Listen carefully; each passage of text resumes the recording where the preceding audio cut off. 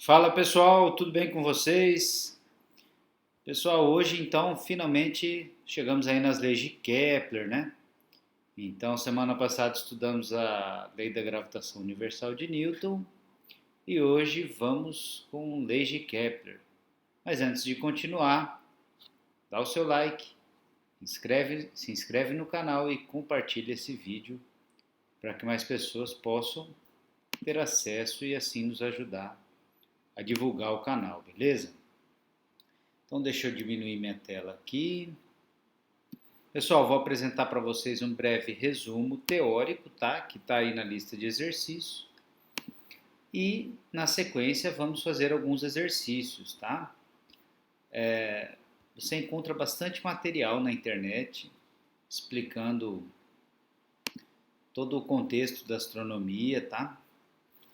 Mas eu vou me concentrar aqui nos três principais enunciados da lei de Kepler e na resolução de alguns exercícios.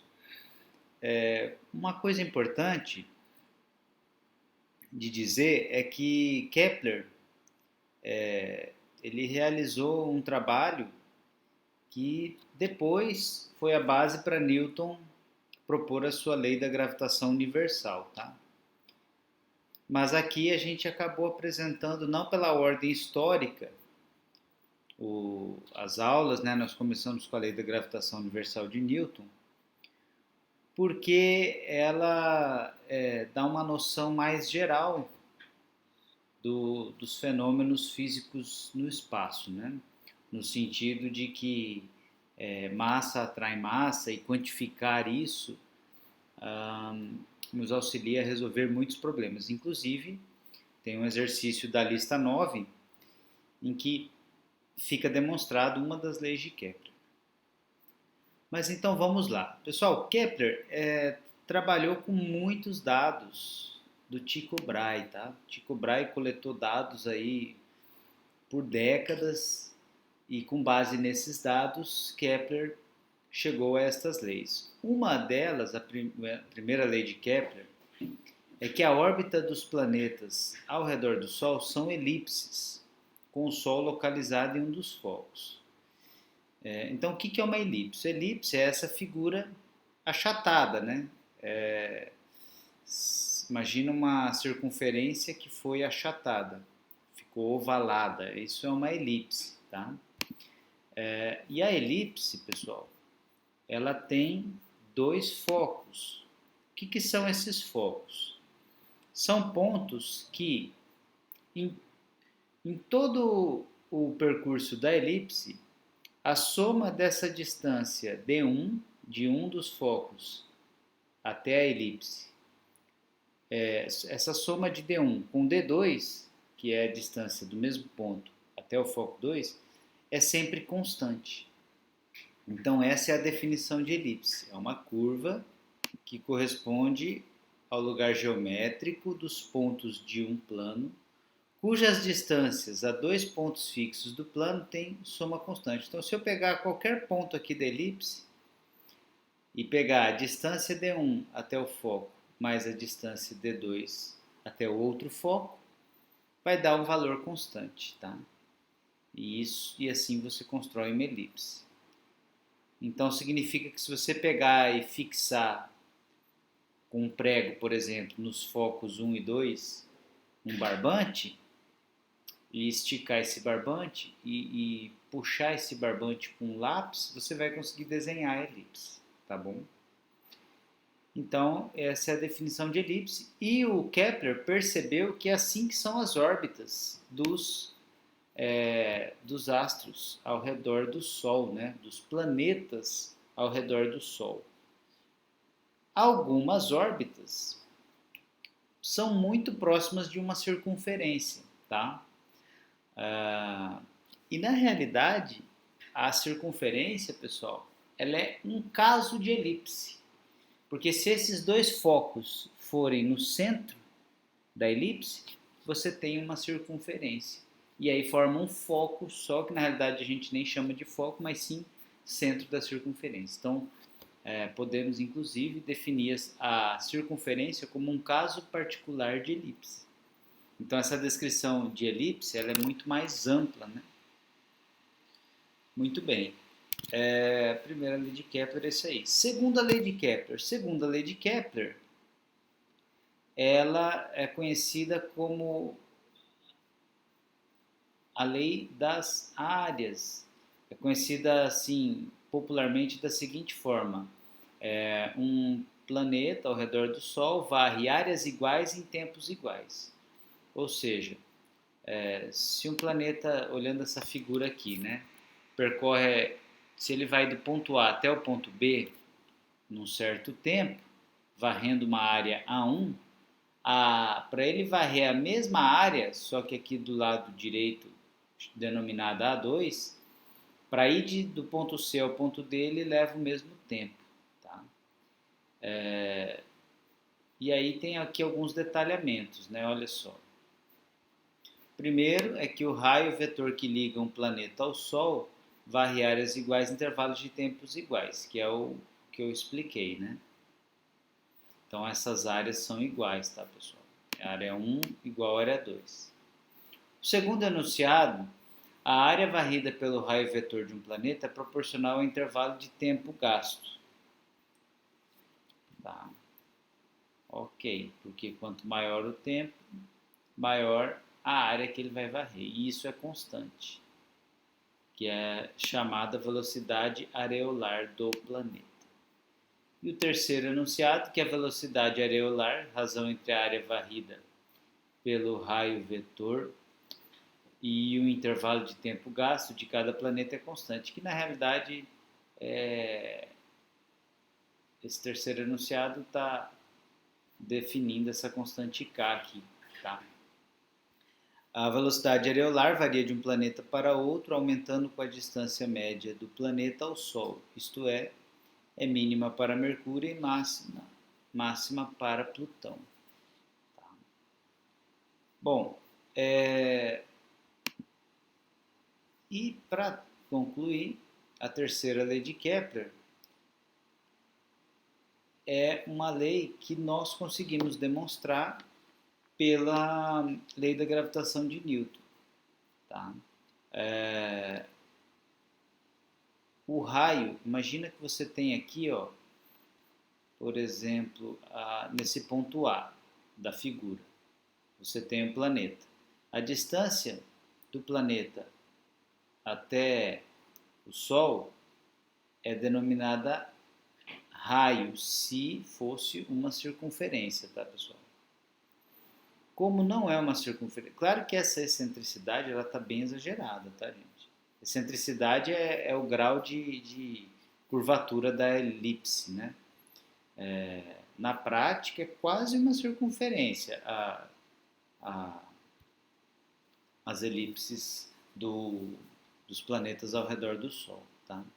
Mas se você pegar o raio médio da órbita, esse raio médio da órbita seria você pegar essa distância dos extremos da elipse e dividir por 2. Esse é o raio médio da órbita, tá? Esse raio médio ao cubo dividido pelo quadrado do período, que é o tempo que leva para o planeta dar uma volta completa ao redor do Sol, é constante. Tá?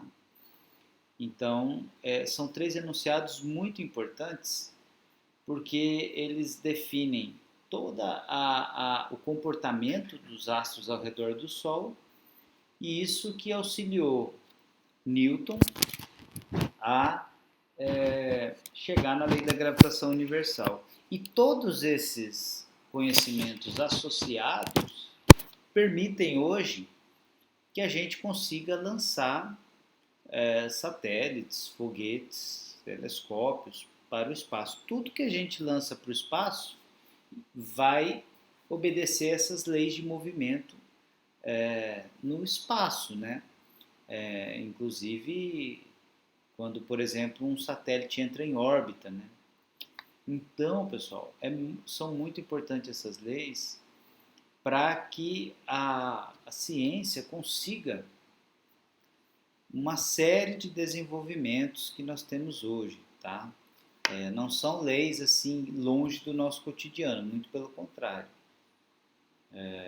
Quem for trabalhar especialmente aí com engenharia aeroespacial, vai rever tudo isso aí em profundidade. Mas é um assunto que sempre está presente nos vestibulares, né?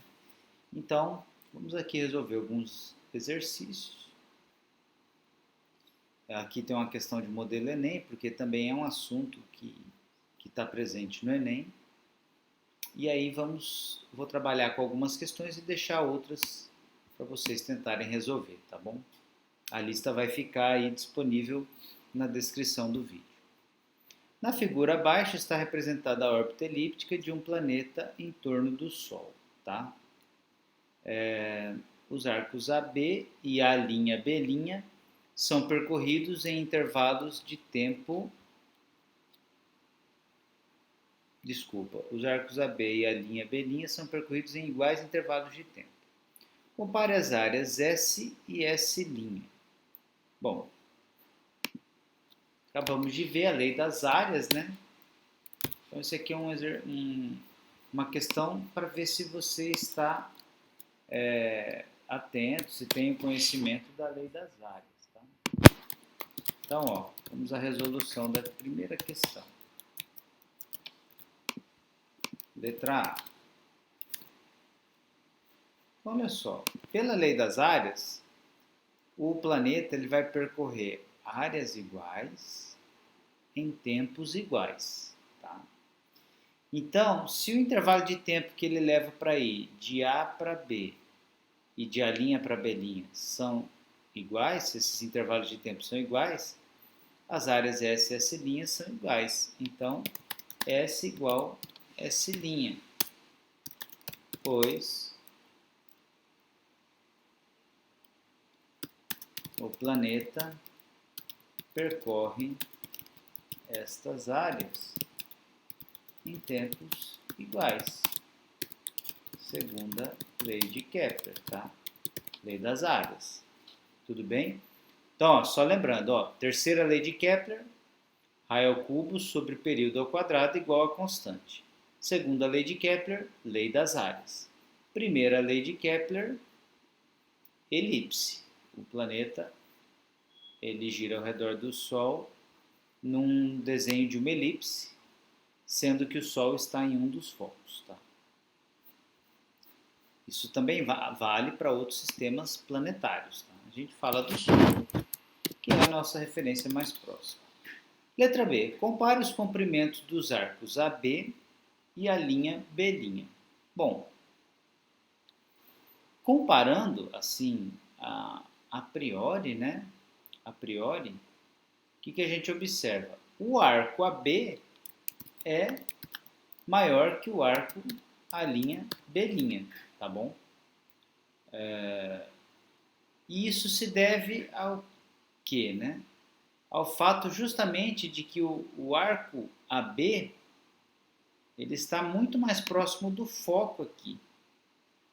Então, para que essa área seja igual a esta outra, para que essa área aqui na região ABF seja igual a essa área B'F, então a AB vai ter que ser maior, o arco AB vai ter que ser maior que a linha B. Tá? Então é por isso que a B é maior do que a linha B', para que as áreas sejam iguais. O que vai ser igual são as áreas, tá? E não os comprimentos, as distâncias percorridas, tá bom? Muito bem. Qualquer dúvida, poste aí nos comentários, tá, pessoal? A primeira questão era só uma verificação do seu conhecimento da lei das áreas. Vamos lá, a segunda questão agora.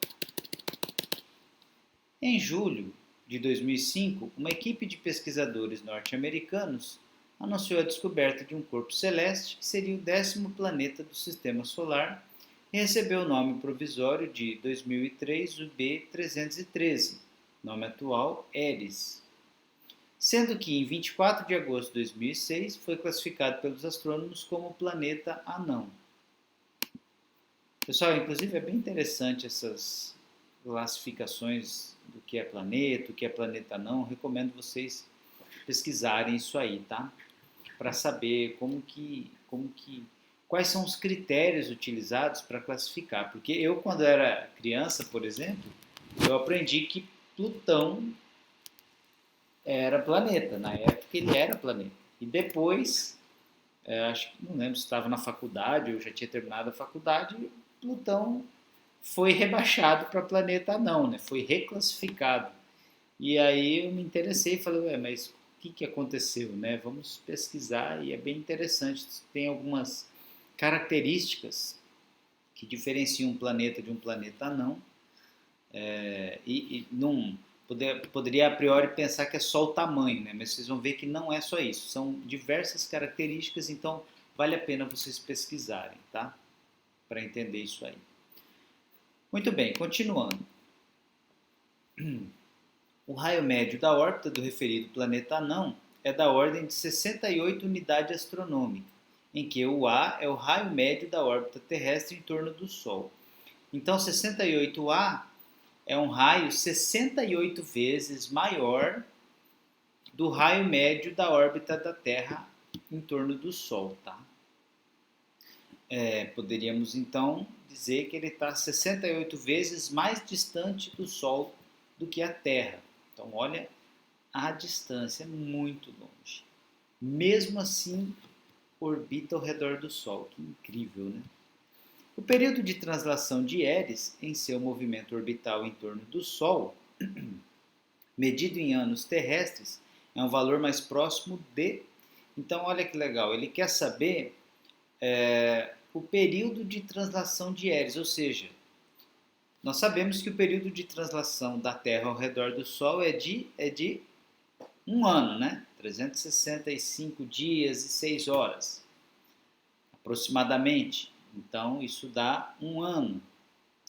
Pois é, ele quer saber o período de translação de Eris ao redor do Sol, ou seja, quantos anos leva, anos terrestres, né? Para Eris dar uma volta ao redor do Sol. Ele tem esse cuidado de falar em anos terrestres, porque, por exemplo, Júpiter, um ano em Júpiter são vários anos terrestres, porque a ideia de ano é a ideia de dar uma volta ao redor do Sol. Mas a ideia de ano terrestre é a Terra fazendo uma volta ao redor do Sol. É o tempo que leva para a Terra fazer uma volta ao redor do Sol. Então, tá.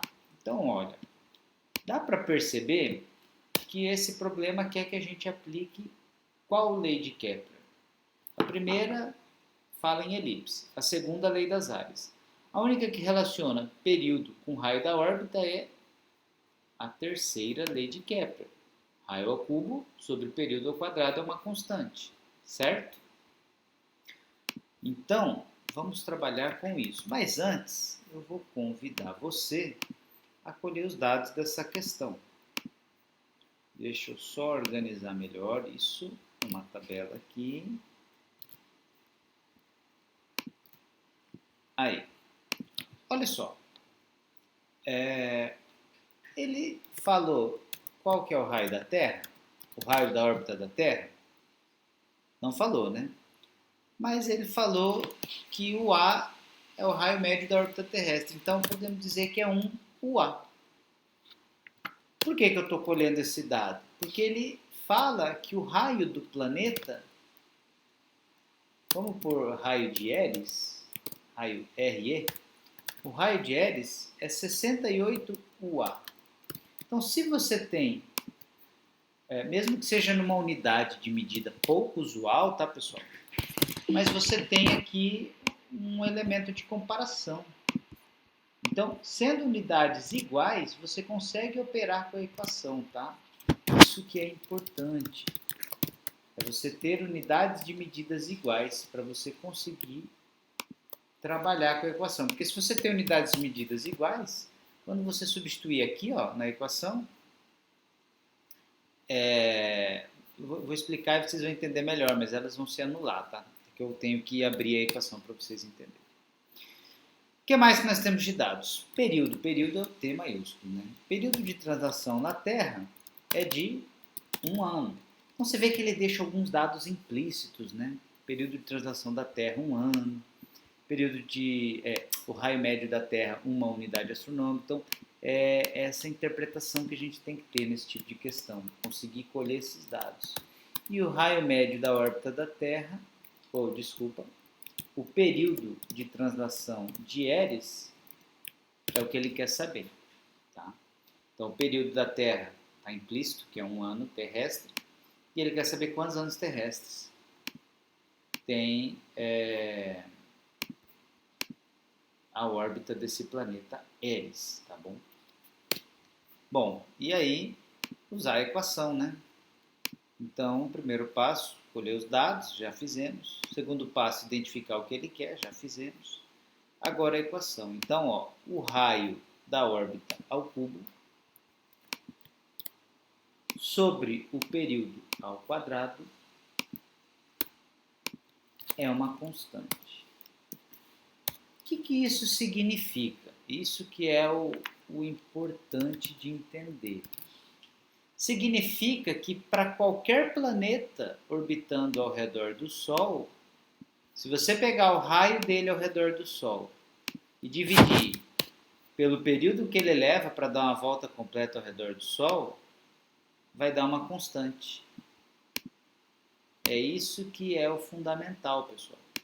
Se você pegar qualquer planeta, pega o valor do raio do planeta e eleva ao cubo. Pega o tempo que aquele planeta leva para dar uma volta ao redor do Sol, eleva ao quadrado. E obtém essa razão, isso vai dar constante para qualquer planeta do sistema solar.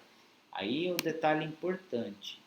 Isso é por astro orbitado, tá? Quer dizer que se eu pegar o raio, a distância da Lua até a Terra, e dividir pelo período de translação da Lua ao redor da Terra ao quadrado, não vai dar o mesmo valor? Não, porque daí o astro é a Terra. Está sendo orbitado ao redor dela, então dá outro valor essa constante, porque nós vimos na aula anterior que essa constante ela depende da massa do planeta que está sendo orbitado ou da estrela que está sendo orbitada. Agora, se você pegar o raio ao cubo de um satélite que está orbitando ao redor da Terra, pega a distância do satélite ao cubo, a distância do satélite até a Terra, né? E dividir pelo período da órbita do satélite ao quadrado, dá uma constante igual a essa por causa da Lua. Então, todos os satélites que orbitam ao redor da Terra têm esse valor constante. Tá? E isso é fundamental para você saber em que altura deixar o satélite. Quando você faz um lançamento, vamos supor que você quer um satélite geoestacionário, que é aquele que acompanha a rotação da Terra. Então, ele tem que fazer uma órbita de 24 horas, o período dele. Então, ele tem um local exato, um determinado valor de raio, uma distância até a Terra que ele tem que ficar. Ele tem que ficar exatamente naquele local para dar esse período. E isso tudo é calculado. Então, essa lei de Kepler é fundamental para a astronomia, pessoal. Fundamental para o lançamento de satélites, foguetes, lançamento de sondas espaciais, tudo isso aí. Então, ó, o que nós podemos afirmar? Voltando aqui para o problema. Se essa razão é uma constante, então nós podemos afirmar bem assim, ó, que o raio da órbita da Terra ao cubo, vou melhorar isso, o raio da órbita da Terra ao cubo dividido pelo período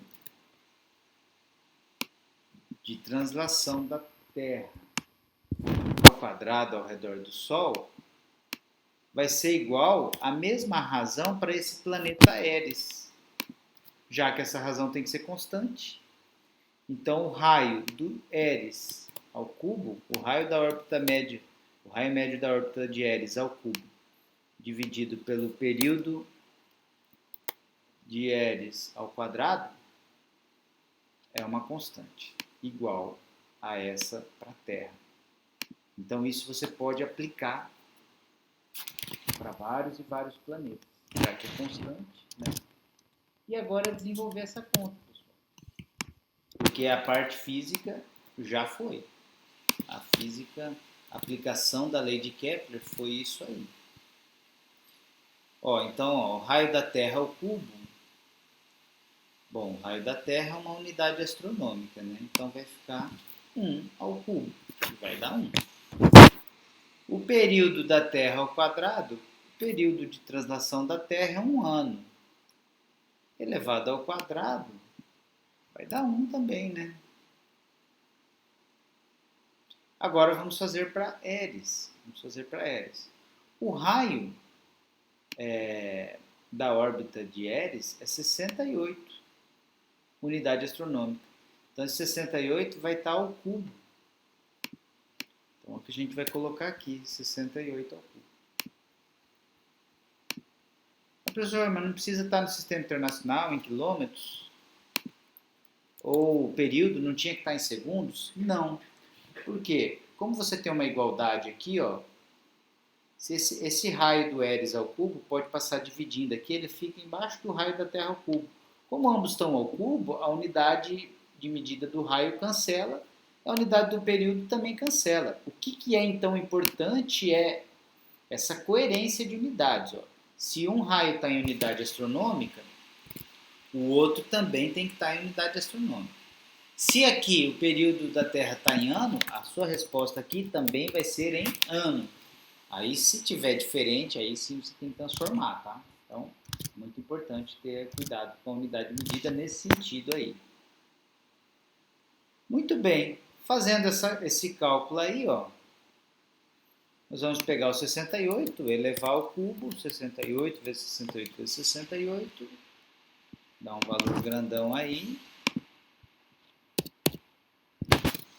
Você pode usar algum método matemático mais rápido para fazer isso.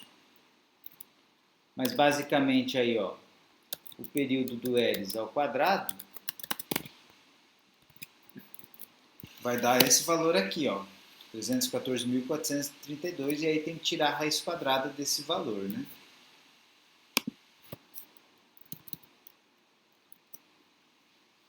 Vamos lá tirar a raiz quadrada desse valor. Outra maneira seria você fatorar, né, o 68, ver o que você consegue tirar da raiz. Aí você obteria uma raiz quadrada mais simples, né? Vou ver se eu consigo fazer esse cálculo aqui. 314.432 na raiz quadrada, 560,74. Claro que eu fiz na calculadora, mas se você estiver fazendo o Enem, vai ter que fazer na unha aí, né, pessoal? Então, aproximadamente 560,74 anos, o que leva a resposta à letra A. Letra E, desculpa, letra D, 560. Ok? Então essa foi a questão 2. Então o que pega, por isso que é um assunto que também é cobrado, né? A chance de errar no cálculo aí é grande, ou por não conseguir operar com esses valores, ou por alguma distração momentânea. Então, recomendo vocês tentarem chegar nesse valor sem usar a calculadora.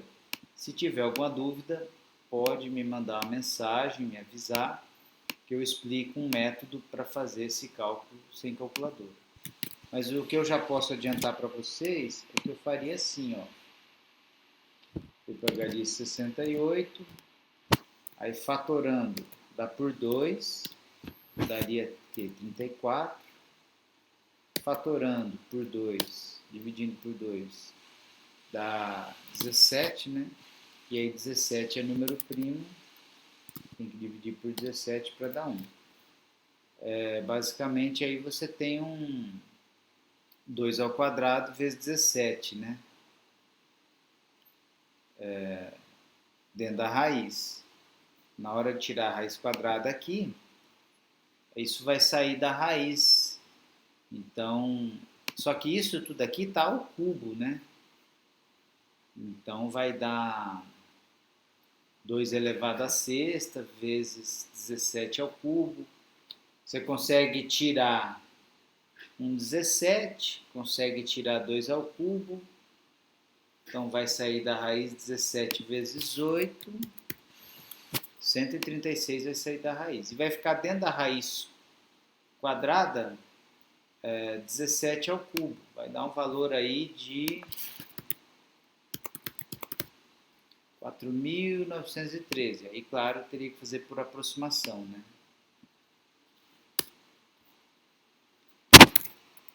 Mas é isso, pessoal. Questão 2 foi a aplicação desta equação aqui, ó. Raio ao cubo sobre o período ao quadrado é uma constante. A questão 3, ela vai no mesmo sentido, só que aqui, ó, seja R o raio da Terra. Então aí já está falando do tamanho do raio da Terra. Considere a órbita da Lua em torno do centro da Terra como circular de raio 60R e período de 27 dias. Então aí já está falando não mais de uma órbita de um planeta ao redor do Sol, mas sim de um satélite ao redor da Terra. Considere um satélite estacionário da Terra, utilizado em telecomunicações. O satélite estacionário, pessoal, é o satélite que ele fica num lugar que ele acompanha o movimento da Terra, tá? Então, para isso acontecer, a órbita dele, o período de rotação dele ao redor da Terra é de um dia, tá? Que é o período de rotação da Terra. Então, por isso que ele é chamado estacionário. Porque ele fica parado em frente a um país, por exemplo, de frente para o Brasil. Porque daí ele consegue fornecer sinal de internet, de telefone, o tempo todo para aquele país, para aquela região. Por isso que ele tem que ficar estacionário. Então, ó, julgue os itens a seguir. 1. O satélite pode estar acima da cidade de Macapá.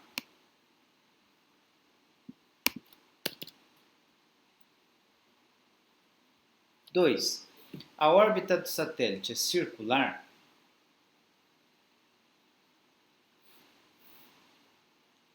3.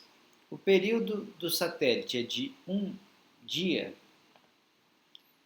4. O raio da órbita do satélite é aproximadamente igual a 6,7 R. E aí você vai avaliar se todos estão corretos, se todos são falsos, enfim, quais são as verdadeiras, né? Muito bem. Pessoal, para responder essa questão, olha só, a princípio a 3 já está verdadeira, né? Porque ele fala que o período do satélite é um dia, que foi o que eu falei para vocês, que é necessário para que ele seja um satélite estacionário. Então, o item 3 está correto. Para responder o item 4, precisaria da gente fazer um cálculo que eu vou fazer aqui com vocês. Deixa eu só inserir a tabela para facilitar aqui.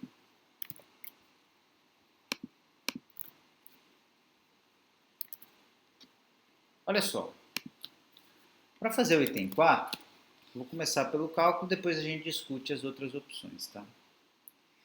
Mesmo procedimento da questão anterior. Ó, vou até copiar aqui para ficar mais fácil. Raio, deixa eu apagar aqui.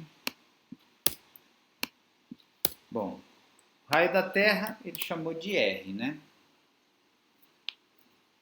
Mas na realidade ele está comparando a Lua, certo? Então ele está comparando a Lua com o satélite, que eu vou chamar de S. Tá? Então, ó, o raio da órbita da Lua é 60 raios terrestres, tudo bem?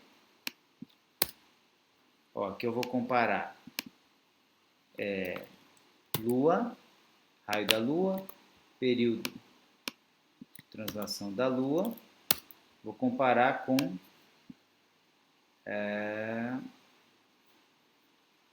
cadê?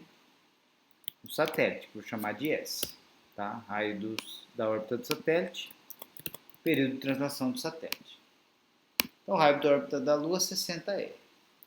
Período da órbita da Lua, que é esse TL aqui, 27 dias. Período de rotação do satélite, a gente já sabe que é 1 dia. E é isso que nos ajuda a encontrar o raio da órbita do satélite, que é o que ele quer saber se é verdadeiro no item 4. Então, o que ele quer no item 4 é isso aqui, ó. O raio da órbita do satélite, tá? Vamos lá, então. Bom, o raio da órbita da Lua, 60R. Então, substituindo aqui, que eu vou emprestar do outro aqui também para ficar mais fácil.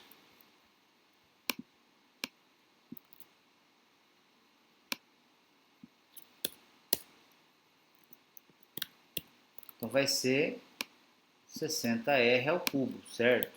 Cuidado, põe um parênteses aí, porque tanto 60 como R fica ao cubo. Período da órbita da Lua, 27 dias. Então, tem que ter cuidado aqui, ó, que esse 27 vai ser ao quadrado, tá bom? O período do satélite é 1 dia, então 1 dia ao quadrado aqui vai dar 1 mesmo. E o que ele quer saber é o raio do satélite, não é isso? O raio da órbita do satélite, que está elevado ao cubo aqui na equação. Faltou por aqui os 27 dias do período de translação da Lua. Pessoal, resolvendo isso aí,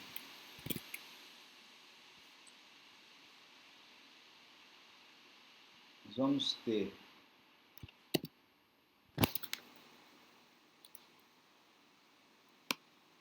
o raio do satélite ao cubo. A gente vai ter que resolver esse lado esquerdo da equação primeiro.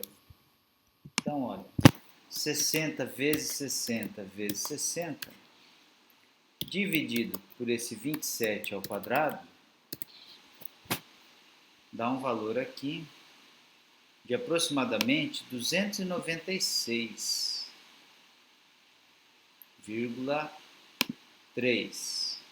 Então, o valor que eu cheguei aqui, ó, para o raio do satélite ao cubo, aproximadamente 296. Agora, tirar a raiz quadrada disso, raiz cúbica disso aí, né? Fazendo a raiz cúbica disso aí,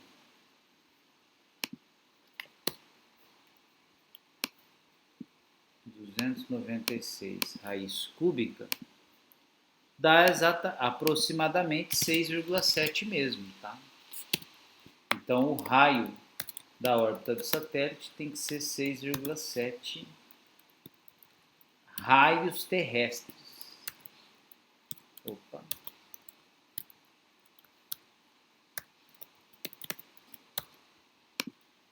Então, 6,7 R.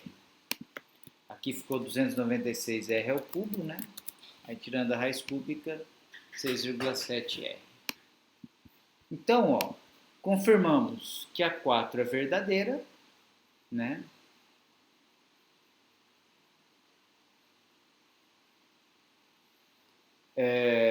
A 3 é verdadeira, certo? Então, ó, 3 e 4 é verdadeira. A órbita do satélite é circular? O satélite pode estar acima da cidade de Macapá? Pessoal, a priori, não há nenhum problema do satélite estar de frente para o Equador, tá? Que é a cidade de Macapá, está na região do Equador. A priori, não há nenhum problema. E a órbita do satélite é circular? Neste caso, sim, né? Embora não tem como a gente afirmar categoricamente como vai ser essa órbita, mas como ele pede que seja um satélite estacionário, ele não vai poder ter uma oscilação de órbita, no sentido de ser uma elipse, porque daí ele já não. Ele até acompanharia a Terra, mas ele teria uma oscilação de distância que prejudicaria essa transmissão, né? Então, o ideal é que seja uma órbita circular. Então, a alternativa aí que se apresenta como a mais correta é o item A, né? Letra A, alternativa mais correta aí nessa questão. Questão 3, tá? Qualquer dúvida, manda aí o seu comentário.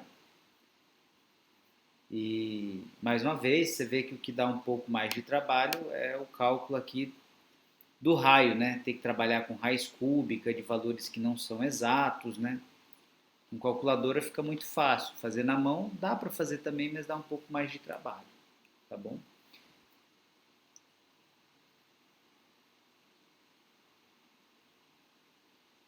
Beleza, gente?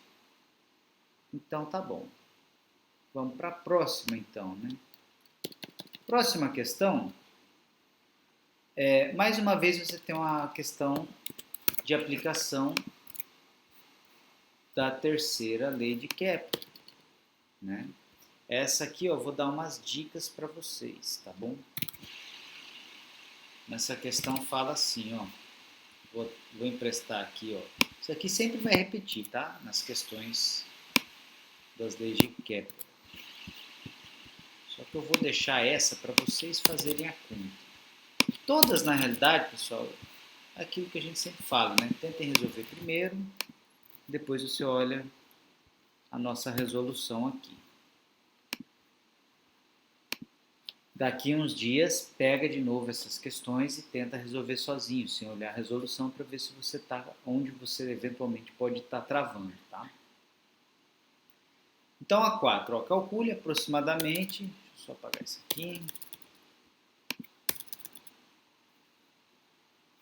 Calcule aproximadamente o período de rotação de um satélite artificial da Terra, cujo raio da órbita é 2 vezes menor que o raio da órbita da Lua. Considere que o período de rotação da Lua ao redor da Terra é igual a 28 dias. Então ele está dando aqui, ó, período de rotação da Lua ao redor da Terra, 28 dias. Eu poderia falar também período de translação da Lua ao redor da Terra. Tá? Novamente uma situação entre um satélite e a Lua, que também é um satélite, que orbita a Terra. Né? Quem orbita a estrela é planeta, quem orbita planeta é satélite. Bom, então o período da Lua ao redor da Terra, 28 dias. Qual que é o raio da Lua ao redor da Terra? Não sei, ele não falou, né? Vou chamar de R. O raio da órbita da Lua ao redor da Terra. Mas por que você chamou isso de R? Porque ele falou do raio desse planeta. Ó. Ele falou que um satélite, desculpa, eu falei planeta, um satélite artificial cujo raio da órbita é 2 vezes menor que o raio da órbita da Lua, ou seja, 2 vezes menor é o quê? Metade, né? É o raio da Lua sobre 2. Se eu chamei o raio da Lua de R, o raio desse satélite vai ser R sobre 2. E o que ele quer saber é isso aqui, ó, o período de rotação, ele quer saber o período desse satélite, ó. Calcule o período de rotação desse satélite. Tá bom? É o período de rotação do satélite que ele quer. O raio, aí aqui o cuidado que você tem que ter é que esse raio é dividido por 2. Então eu vou substituir aqui na equação só para você enxergar como tem que ter, pôr tudo dentro das chaves, põe dentro da fração, ó. raio sobre 2. Isso aqui, ó, que vai acontecer para o satélite, tá? Ó, vai aparecer aqui um raio sobre 2 ao cubo. Enquanto aqui vai aparecer o quê? Aqui, ó, é da Lua. Então é o raio da Lua ao cubo. Esses raios ao cubo vão cortar, mas aí vai ter que trabalhar com essas frações. E aqui, ó, o 28 ao quadrado, que é o período de rotação da Lua ao redor da Terra. Opa. Então eu vou deixar essa aí para vocês tentarem resolver. Mas ó, tá, a parte da física tá solucionada aí já, tá, pessoal? Agora é a parte matemática. Eu fiz essa questão justamente para mostrar para vocês como colher esses dados e quais cuidados tem que ter na hora de substituir. Aí a parte do cálculo vai exigir um cuidado a mais aí, mas basicamente desenvolve essa fração elevada ao cubo, multiplica cruzado, vê o que pode cancelar, até isolar esse período do satélite, que vai estar ao quadrado, e depois, no final de tudo, tirar a raiz quadrada, tá bom? Posta aí nos comentários o valor que você obteve, para a gente ver se é o certo. Pessoal, e para finalizar a aula de hoje, depois eu vou deixar para vocês o exercício 6, o 7, o 8. Ó, o 8 também, ó, envolve período e raio da órbita, tá? O 9 também é a lei dos períodos. E o 10 também, tá? O 8, 9 e 10, principalmente a lei dos períodos. Aí tem o 6 e o 7 de teoria, tá? E aí eu vou resolver os 5 de vocês, com vocês. Ó, o modelo de universo proposto por Kepler, apesar de heliocêntrico, tinha disparidades com o modelo de Copérnico. Marque a alternativa que contém tais disparidades. Então, tanto o modelo de Kepler quanto o de Copérnico são modelos heliocêntricos, ou seja, os planetas giram ao redor do Sol. Mas Kepler trouxe avanços significativos detalhando como é esse movimento ao redor do Sol, esse movimento dos planetas ao redor do Sol. Então vamos analisar. Letra A. No modelo de Copérnico, as trajetórias dos planetas eram circulares, enquanto no de Kepler as trajetórias eram elípticas. Como sabemos hoje, as trajetórias dos planetas ao redor do Sol são elípticas. Interessante. Vamos continuar lendo, porque a priori parece certa, né? No modelo de Copérnico, as trajetórias dos planetas eram elípticas. Opa, parece estar furado, né, pessoal? A gente viu que foi Kepler quem falou que a trajetória é elíptica. Enquanto no de Kepler as trajetórias eram circulares. Não, não, não. Falsa, né? Falsa. Para Kepler, que as trajetórias são elípticas, certo? Primeira lei de Kepler. Então essa aqui a gente já descarta. C. Copérnico acreditava que o movimento no céu era circular e uniforme. A terceira lei de Kepler nos mostra que o movimento dos planetas ao redor do Sol é variado. Bom, na realidade o que a terceira lei de Kepler está mostrando se relaciona com esse período, né, da órbita, vai ter influência se o movimento como se diz, velocidade constante ou variável. Só que está incompleta aqui, né, pessoal? Está incompleta aqui esse item C. Por dois motivos. Um, que a segunda frase dá a entender que a terceira lei de Kepler mostra que o movimento é variado, como se pudesse ser, como se fosse circular. Nem sempre ele vai ser variado, né? Porque se for, por exemplo, uma órbita circular, a velocidade vai ser constante. E é possível um caso particular de órbita circular, né? Então ela tem algumas lacunas, esse item C. Item D. Copérnico acreditava também, de forma errada, que o movimento no céu era circular e uniforme. A segunda lei de Kepler nos mostra que o movimento dos planetas ao redor do centro da galáxia é variado. Bom, novamente, você tem aí um problema, né? Porque a segunda lei de Kepler, a lei das áreas, o que ela está mostrando não é necessariamente que o movimento dos planetas ao redor do centro da galáxia é variado. Então, a alternativa que mais se enquadra aqui, pessoal, é a letra A, né? Ó. No modelo de Copérnico, as trajetórias dos planetas eram circulares, enquanto no de Kepler, as trajetórias eram elípticas. Como sabemos hoje, as trajetórias dos planetas ao redor do Sol são elípticas. Tá?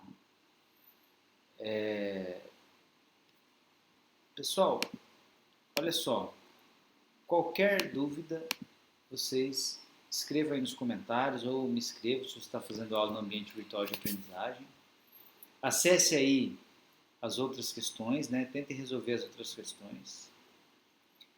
E eu faço um convite para você também pesquisar o histórico desses cientistas, né? Nós falamos aí de Kepler, Copérnico, e também aquilo que eu deixei de tarefa para vocês pesquisar a diferença entre um planeta comum e um planeta anão. Tá? Eu estou à disposição para o caso de dúvidas e espero que vocês tenham gostado. É um assunto que daria para a gente fazer muito mais exercício, mas aí o vídeo ficaria muito extenso, tá? E é um assunto que está sempre aparecendo nos vestibulares, no Enem. Então, vale a pena, inclusive, pesquisar por mais questões relacionadas, tá? Para você que está aí se preparando para o vestibular, vale muito a pena isso aí. Pessoal, um grande abraço para você, um bom estudo e até a próxima.